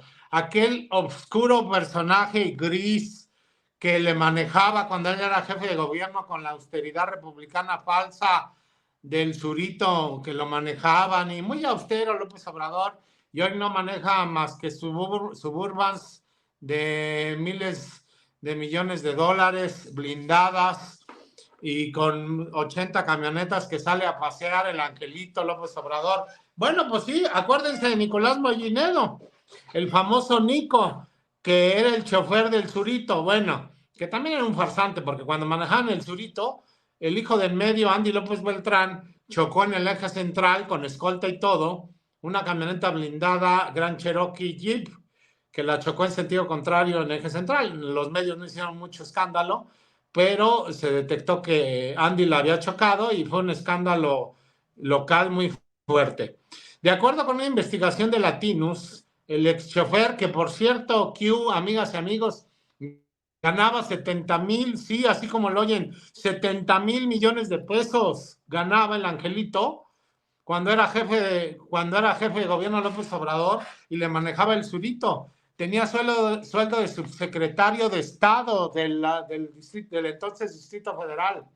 70,000. Bueno, de acuerdo con Latinus, el ex chofer y mano derecha, durante 12 años, y su familia se preparan para hacer negocio con el Tren Maya. Nada más y nada menos, tienen varios terrenos, hectáreas, a solo unos metros de la entrada, la entrada o de una de las paradas que va a estar en Tulum, del Tren Maya. Es decir, AMLO le regaló el Tren Maya para que ahí parara. Tienen un parque ecológico, propiedad de Nicolás, Samuel, Isaac, hijos de Mollinedo. Nada más y nada menos, querida aquí, con una extensión de 64 hectáreas. Cuenta con cenote, regaderas, palapas, lugares de lujo, cuartos de lujo, baños, así como un espacio para renta de equipo para hacer snorkel. El costo tiene, para entrar nada más un día, de 500 pesos. el parque de la Compañía de Preservación Ecológica SAC Actum, propiedad de la ex esposa de Nicolás Moginedo. Perdón, me fui un ratito de la esposa. Bueno, tiene una extensión de 64 hectáreas. ¿Qué piensas de esto, Q? Son unos sinvergüenzas. De verdad, es una manera de engañar a la gente, pero no es un engaño que venga de 1 o 2 años o lo que lleva del sexenio este señor. En realidad, desde que llegó al gobierno de la Ciudad de México, ha sido un engaño absoluto. El problema es que la gente no se acuerda. Se les olvidó toda la historia de lo que pasó cuando fue gobernador de la Ciudad de México, en donde a cada funcionario público que trabajaba dentro del gobierno le descontaba al mes una cantidad mensual de dinero con sus rifas de los Urus. ¿Recuerdas que había una rifa de los Urus que ponía para apoyo a su campaña presidencial en ese entonces? Entonces, a cada funcionario público, según el sapo era la pedrada, le descontaba una cantidad mensual justo para pago de campaña.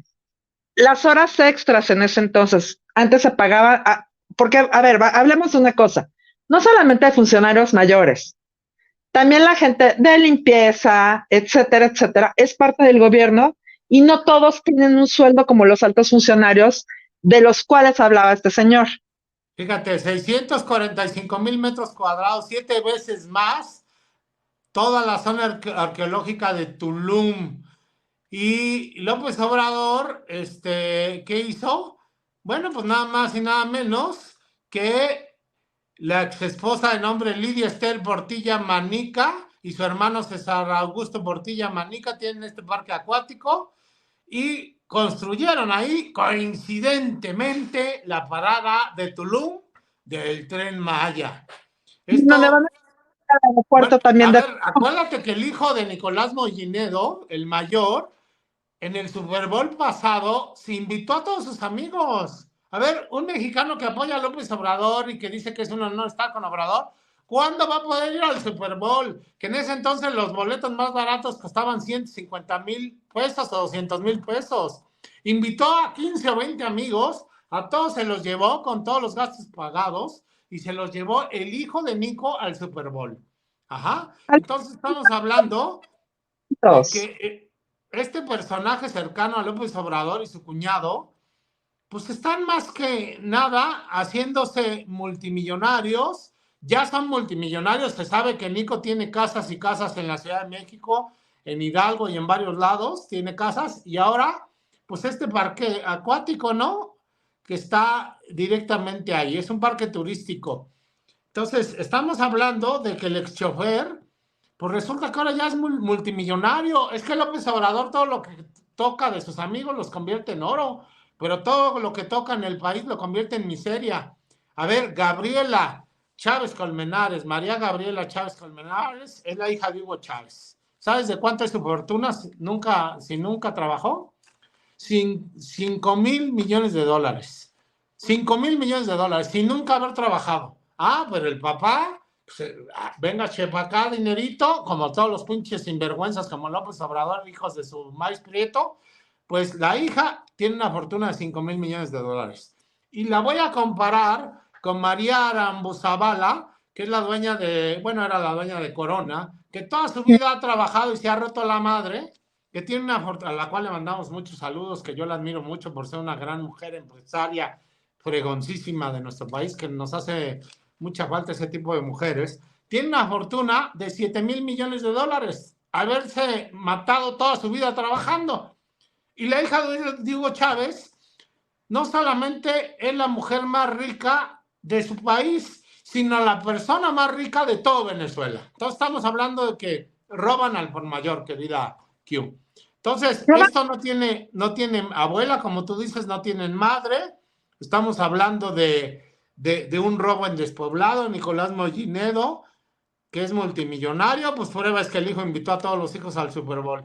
Si te parece, querida Q, vamos a un corte y regresamos para dar nuestras redes sociales, que si no nos va a matar nuestro querido productor.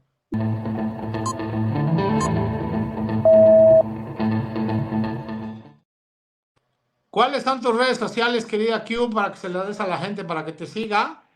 Ok, Twitter, @MoncaQ76, MONKAQUIU 76. En Instagram, MoncaQ o Monilove con Y. Y TikTok, @Moni, Y también, Lo7, Monilo7. No las puedo hacer más complicadas tus redes, ¿verdad? Para todos, pero bueno. A ver, amigas y amigos, a mí me van a seguir por favor, les encargo, Instagram, casi no subo, Rolando la nota_oficial en Instagram. En todas las redes, incluyendo TikTok, que como saben es mi fuerte, estoy como Rolando la Nota. Y en Twitter, también como Rolando la Nota, búsquenme como Rolando A. Solís O, arroba Rolando A. Solís O. Ahí me pueden encontrar. Q, pues ha sido un gusto y un placer tenerte aquí. Si te parece bien, pasamos ahora, no se vayan, el programa está buenísimo. Tenemos un chorro de entrevistas enrolándola en el balcón. Vamos a poner las más importantes. Ojalá nos dé tiempo de pasarlas todas porque hay unas muy largas. Pero no se vayan, no se pierdan la entrevista que le hicimos a Dayana, la chica cubana, que de veras que da miedo, da miedo, Q. No se vayan, quédense enrolándola en el balcón. Ha sido un gusto compartir micrófonos contigo y con Darío y con Alice. Les mando un fuerte abrazo a los tres. Y vámonos directo a Rolándola en el balcón. Un gusto, Rolando. Bye. Gracias, querida Q. Ya voy mejorando de la boca. Quiero agradecer a toda la gente bonita que se ha preocupado por mi salud. Fue una cuestión de estrés o de corajes, no sé. Me dio parálisis facial, pero ya vamos de salida. Les agradezco a todos y todas su amabilidad de preocuparse por mi salud. A todos los que me han puesto en los comentarios que me mejore pronto. A mi amiga Yadid, también del equipo de nuestro productor de Troll, que me dio una receta buenísima, naturista, también le mando un fuerte abrazo. A todos los que se preocuparon, muchísimas gracias. Vamos, si te parece bien, a Rolándola en el balcón. Suerte.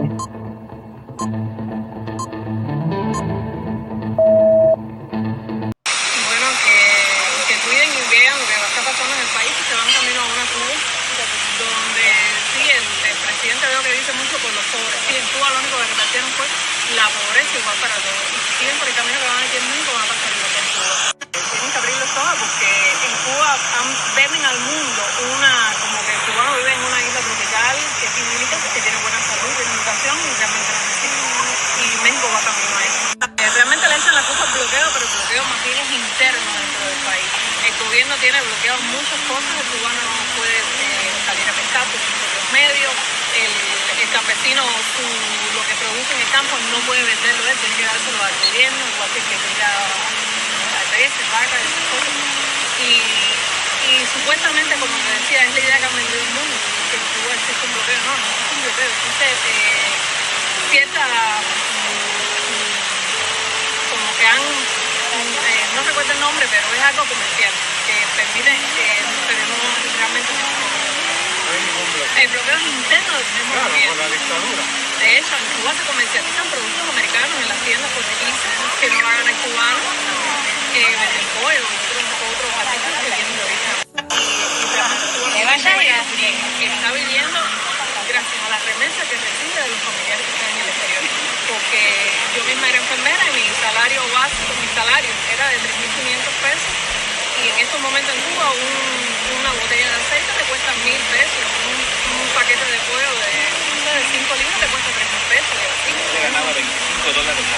$25 al mes era mi salario. Y todo está horrible. Como decimos, una nueva forma de esclavizar. Porque así mismo como han venido a México, han ido a Venezuela, a otros países, le pagan X cantidad de dinero al médico, el médico tiene que abonar ese sueldo, tiene directo al médico, el médico tiene que abonar ese sueldo. Y el gobierno y lo que se queda es con una ínfima parte de ese salario. Me encuentro con el señor que me encontré aquí en el Parque México. Señor, ¿por quién va a votar usted en el 2024? Suponiendo que Samuel García sea el candidato del Movimiento Ciudadano, Claudia Sheinbaum de Morena y Xóchitl Gálvez por el Frente Amplio por México. Por Morena.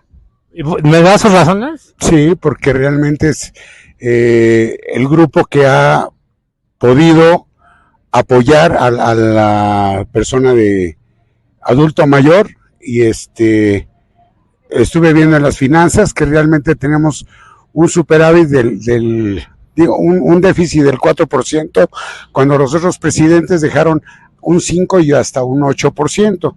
Estamos abajo. El déficit es cuando, acuérdense que el déficit es cuando el gobierno gasta más de lo que ingresa, ¿eh? Sí, estábamos hablando del colchón que había dejado López Obrador para el sexenio que viene, que tengan un colchón del 4.5. ¿De qué? ¿Del producto? Sí. ¿Usted sabía que López Obrador se acabó las reservas del país en 5 años de gobierno, que desde Cedillo teníamos, el Fondo de Estabilización de Ingresos Presupuestarios? Hay que checar las estadísticas. Por lo que yo vi hoy en la mañana, estamos abajo.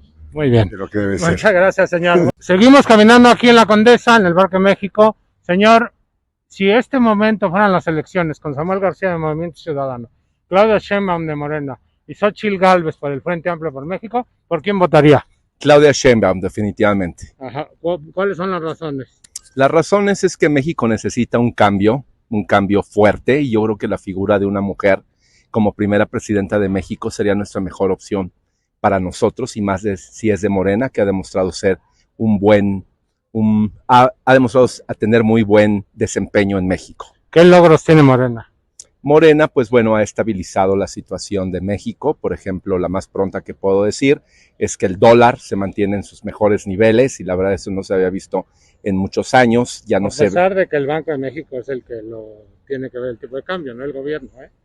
Bueno, pero finalmente el resultado, nosotros estamos muy afuera de esto, pues lo vemos de esa manera, y pues es la percepción que yo tengo de Morena. Desde 1985 no teníamos la economía que hoy tenemos. Tenemos la peor economía desde hace 84 años. De hecho, tenemos estanflación, que es nulo crecimiento económico, inflación desmedida y estancamiento. Bueno, y hay desempleo. ¿Qué opina usted al respecto? Híjole, sí es verdad de que hay un México ya cada vez más polarizado. Esa es una realidad en toda la República Mexicana. Los niveles de desempleo, a lo mejor aquí en la Colonia Condesa, pues no se ven mucho, porque es una de las zonas privilegiadas en donde uno vive, pero pues sí, basta ir con el Estado de México para ver cómo está la situación. Es correcto. Bueno, pues gracias. Seguimos aquí en la Condesa. ¿Por quién votarás, amigo, en el 2024 si está Samuel García por el Movimiento Ciudadano, Xóchitl Gálvez por el Frente Amplio y Claudia Sheinbaum por Morena? Pues todavía no lo tengo decidido. ¿Estás analizando? Sí, todavía. ¿Para ti crees que la economía del país está en buen rumbo? No lo creo. No, ¿verdad? Tenemos la peor crisis que desde 1968 existió. Tenemos el peor nivel económico de crecimiento, no hemos crecido. Y tenemos estanflación, que desde Luis Echeverría López Portillo no se veía. ¿Qué piensas de esto? Pues sí, que es correcto, efectivamente. El crecimiento ha sido mínimo. Sí, ¿verdad? Prácticamente nulo. Exacto. Bien. ¿Y tú piensas que esto se va a mejorar si Morena llegase a ganar otra vez? Está difícil, ¿no? Muy difícil, ¿no? Está difícil. Gracias, amigo. Hasta luego. Estoy aquí en el Parque México preguntando, ¿por qué van a votar el próximo año, en el 2024, en el supuesto escenario, Samuel García, el gobernador de Nuevo León, por Movimiento Ciudadano, Xóchitl Gálvez Ruiz por el Frente Amplio por México, que es PAN, PRI, PRD, y Claudia Sheinbaum por Morena? ¿O todavía no tienen definido el voto? La verdad es que yo no. Yo estaba por Morena, pero... Sí, ¿Te ha decepcionado? Sheinbaum. Sí, claro. No, bueno, pues es que sobran razones para que nos decepcione. ¿Por qué te ha decepcionado? No tanto como tal el partido, pero sí por la elección del candidato. Okay. Yo iba más por Marcelo, la verdad. Okay. Por Marcelo Ebrard. Pero... ¿Y no vas a votar por Claudia ahora? No, la verdad es que no. Entonces nos vamos con Xóchitl. Tampoco, Entonces, yo de los tres no los siento lo suficientemente preparados. Pero tú crees que, bueno, tenemos que elegir a uno, ¿no? Yo creo que de los tres... ¿No se hace uno o qué? La verdad es que no, pero tal vez sea Xóchitl. Ok, sí. A ver, dime una cosa. Sí. Específicamente, ¿tú crees que México, supongamos que vuelve a ganar Claudia Sheinbaum, ¿crees que México esté mejor que lo que está actualmente si vuelve a ganar? Yo creo que seguiría igual. Sí, igual, o sea, mal. Pues sí. Muy mal. Sí, exactamente. ¿Y tú por qué me vas a votar? Yo todavía no sé. Todavía no sabes. No. Ok, ustedes como jóvenes, específicamente, ¿creen que México se esté venezualizando? No como tal, sí ¿Hay indicios? ha adaptado algunas políticas, algunas formas de Venezuela, pero no como tal, o sea, no al nivel que muchas personas piensan que estamos como Venezuela, pero sí ha agarrado algunos aspectos. El gobierno de López Obrador es de 5 años. Venezuela, para que los venezolanos se dieran cuenta quién era Hugo Chávez, se tardaron 10 años en transformar el país y en destrozarlo. ¿Tú crees que lleguemos a ese punto si gana Claudia Sheinbaum? No creo que lleguemos al punto de Hugo Chávez ni de una Venezuela como tal. Lo que sí es que al final de cuentas, si gana Claudia, va a seguir gobernando como tal hambre. O sea, el poder detrás del trono. Exacto, exactamente. Y el Estado soy yo como Luis XIV, ¿no? López Obrador. Algo así. Y yo creo que Marcelo tenía una visión muy distinta. Es correcto. Y sí. venía de un prismo de Camacho Solís, con otras ideas, con más oficio. Es Eso correcto. no le quita al ladrón de la línea 12. No, claro que no, digo, fue Ajá. gobernador un buen rato, pero también hizo sus cosas bien y la preparación también se nota y la experiencia que obtuvo aquí en CDMX. Pues ya escucharon, amigas y amigos, gracias. Vale. Estos jóvenes que me encontré aquí en el Parque México, chavos, ustedes que están jóvenes, que tienen todo un porvenir, para ustedes la patria se está destrozando, estamos muy mal económicamente, en muchos rubros, en seguridad. El próximo año hay elecciones para elegir presidente de la República o presidenta. Hay 3 opciones: Samuel García por el Movimiento Ciudadano, Xóchitl Gálvez Ruiz por el Frente Amplio y Claudia Sheinbaum por Morena. ¿Por quién votarían en su caso o todavía no lo tienen definido? Yo todavía no lo tengo decidido, esperaría a ver qué es lo que propone cada uno de los candidatos, pues para ver qué es lo que mejor le conviene al país. ¿Y tú? De igual manera no lo tengo bien definido aún, pero me gustaría ver a México siendo liderado por una mujer. Okay. ¿Diferente de lo que está actual? Sí. Muy diferente. Sí. Sí, es decir, ahorita tenemos una crisis económica bárbara que desde 1928 no se veía, no alcanza el dinero, ustedes van al súper y la inflación está desmedida y no alcanza. Entonces, ustedes quieren un cambio. Sí. Completamente. Un cambio. Entonces no votarían en su caso por Sheinbaum, porque ella es la continuidad y López Obrador gobernaría atrás de ella, es el poder atrás del trono. Pues sí. ¿O no votarían? No. Yo tampoco. Perfecto, chavos. ¿Ustedes son de dónde? De Saltillo, Coahuila. ¿Pero viven aquí o vienen de vacaciones? De vacaciones. Pues ya lo escucharon estos jóvenes de Coahuila, de Saltillo, allá donde está la tierra de mi amigo Manolo Jiménez, al cual le mandamos un fuerte abrazo. Gracias, chavos, que tengan excelente tarde. Igual. Disfruten su estancia aquí en la bella Ciudad de México. Gracias. Hasta luego, chavos.